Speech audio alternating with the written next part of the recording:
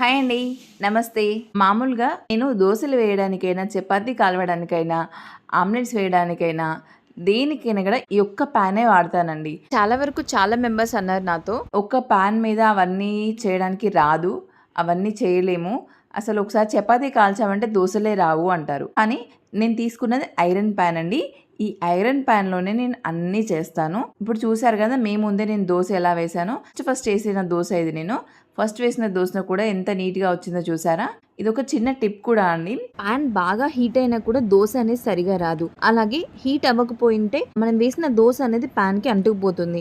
దానివల్ల దోస అనేది ఫస్ట్ దోస అనేది మనకు అలా వస్తూ ఉంటుంది. సో, ఒక క్లాత్ తీసుకొని, ఒక కాటన్ క్లాత్ అనేది తీసుకొని, ఒక స్పూన్‌కి కానీ, నైఫ్‌కి కానీ కట్టి, దాన్ని వాటర్‌లో డిప్ చేసి ఒకసారి మొత్తం పాన్ అంతా తుడవండి. బాగా హీట్ అయిందనుకోండి, ఒకసారి పాన్ అంతా తుడిచేయండి.